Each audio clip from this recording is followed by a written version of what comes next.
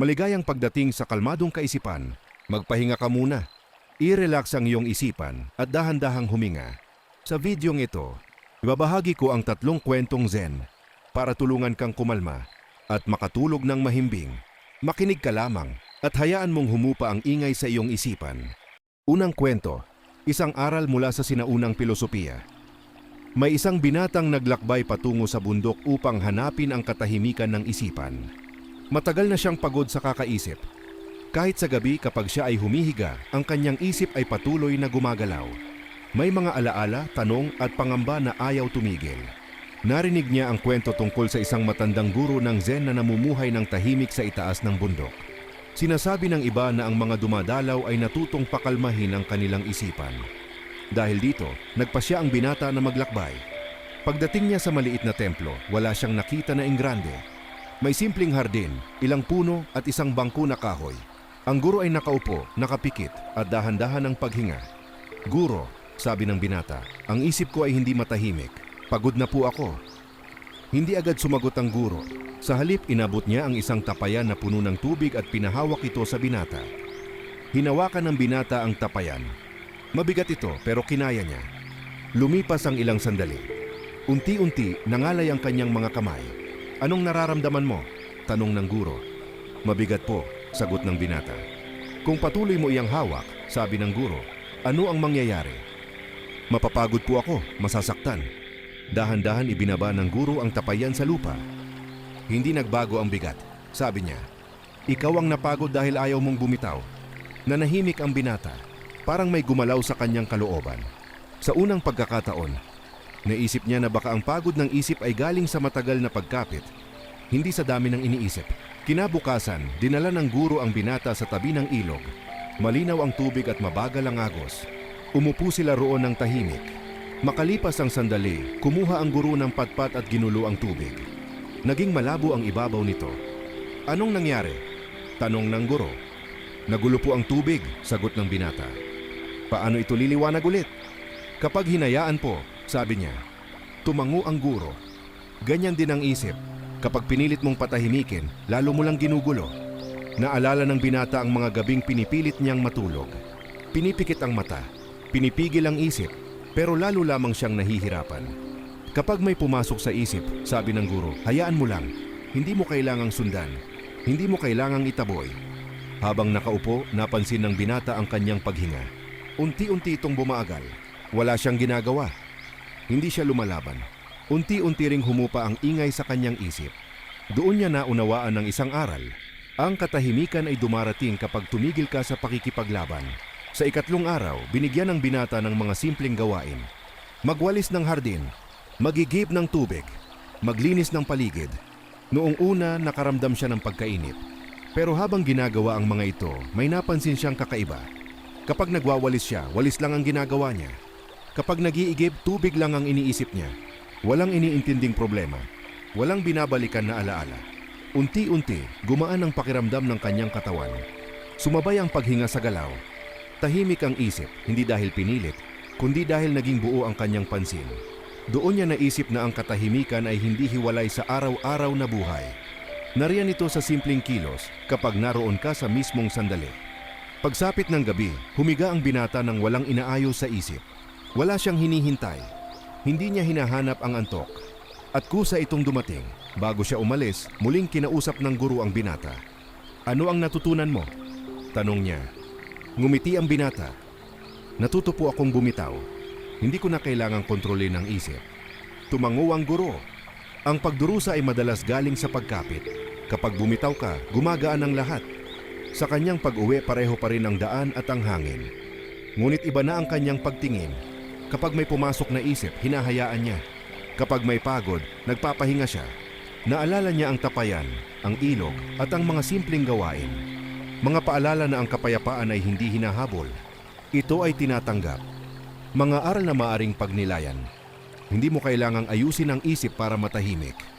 Hindi mo kailangang labanan ng pagod para makapagpahinga. Ang katahimikan ay nariyan na kapag handa ka ng bumitaw. Pangalawang kwento. May isang batang estudyante ng martial arts na labis na nagnanais maging dalubhasa sa kanyang sining. Isang araw, lumapit siya sa kanyang guro at nagsabi ng tapat, Guro, buong puso po akong nag-aaral sa inyong klase. Gaano po katagal bago ako maging tunay na dalubhasa? Ngumiti ang guro at sumagot ng payak, 10 taon. Ngunit hindi na kontento ang estudyante. Ngunit guro, nais kong matutunan ito ng mas mabilis. Magtatrabaho po ako ng husto. Mag-e-ensayo ako araw-araw, 10 o higit pang oras kung kinakailangan. Gaano po katagal kung ganon? Sandaliang tumigil ang guro at tumingin sa kanya, 20 taon. Ang estudyante ay nagulat at medyo naiinis. 20 taon po? Gaano pa po ba katagal bago ko matutunan ng husto ang sining na ito kung magpupursige ako ng higit pa? Ngumiti lamang ang guro at hindi agad sumagot.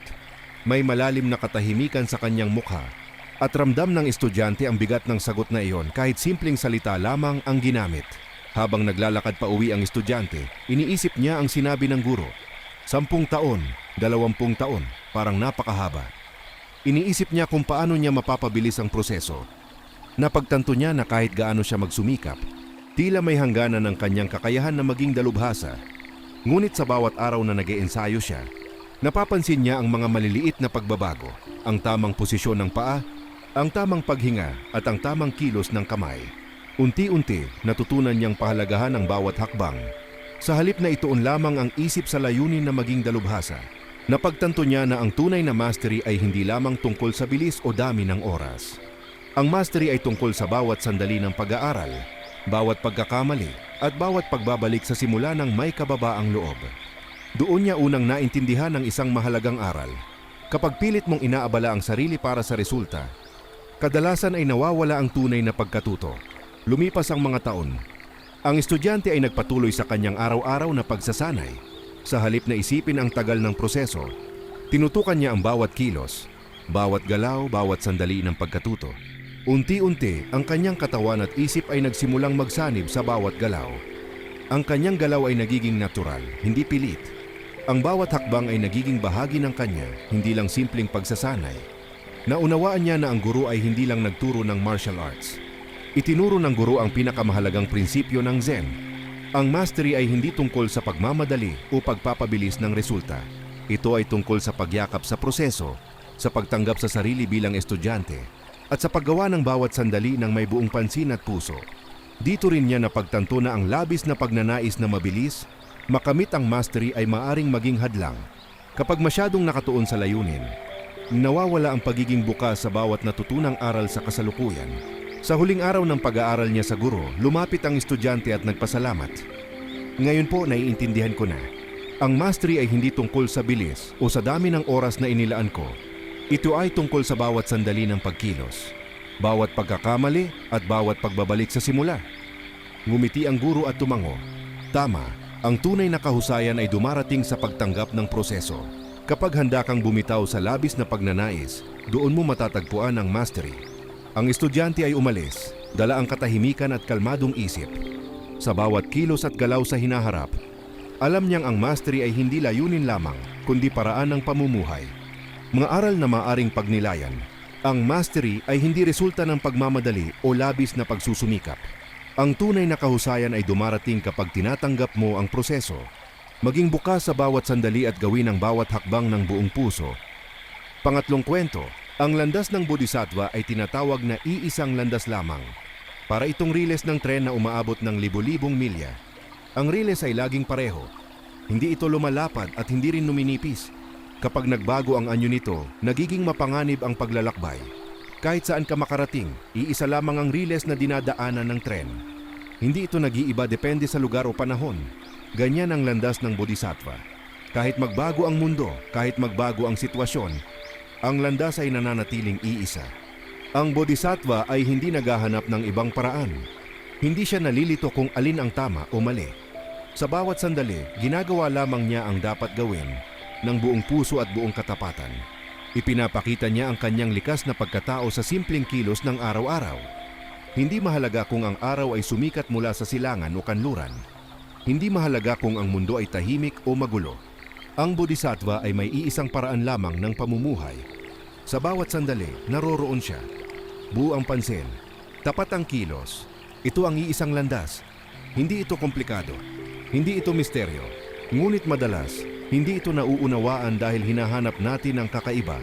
Ang espesyal o ang lihim na paraan. Sinasabi natin na may riles ng tren, ngunit sa totoo lang, wala talagang riles. Ang riles ay isang larawan lamang upang mas maunawaan ang landas. Ang tunay na riles ay ang mismong katapatan ng puso at isipan.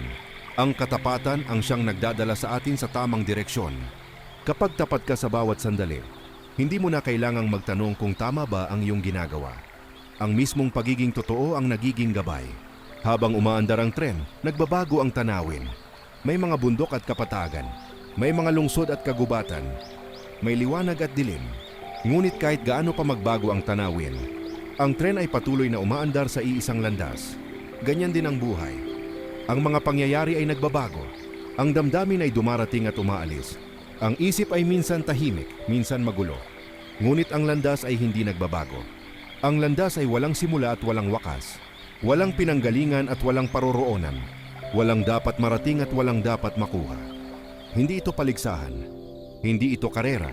Ang mismong paglalakad sa landas ang siyang paraan. Ang mismong pamumuhay sa bawat sandali ang siyang pagsasanay. Ito ang diwa ng Zen. Ngunit may panganib kapag tayo ay naging masyadong mausisa tungkol sa riles. Kapag sinubukan nating silipin ang landas, kapag pinilit nating intindihin kung nasaan tayo o gaano na tayo kalayo, maaring tayo ay mahilo. Kapag masyado nating iniisip ang landas, nawawala ang ating balanse.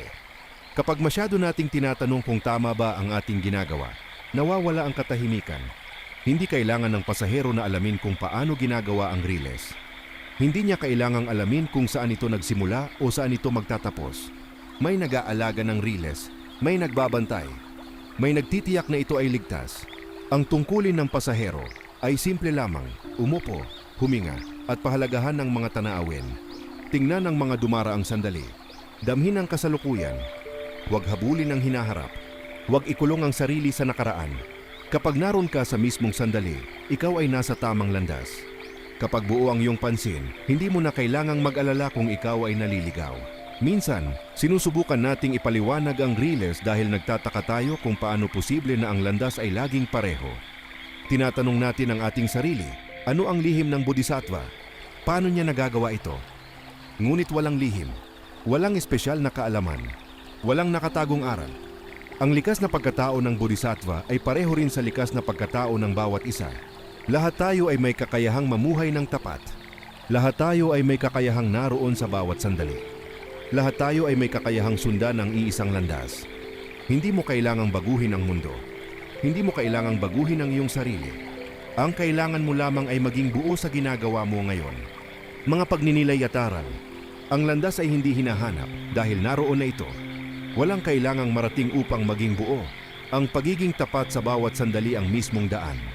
Kapag tumigil ka sa labis na pag-iisip, dumarating ang katahimikan. Pangtunay na pagsasanay ay ang tahimik na pamumuhay sa kasalukuyan. Kung ang kwentong ito ay nakatulong sa iyo na kumalma, maaari kang manatili rito sa kalmadong kaisipan. May mga susunod pang tahimik na kwento at pagninilay mula sa sinaunang pilosopiya para sa pahinga ng isipan at katahimikan ng loob. Maaari kang mag-subscribe at bumalik anumang oras na kailangan mo ng kapayapaan. Maraming salamat at magandang gabi, kapatid.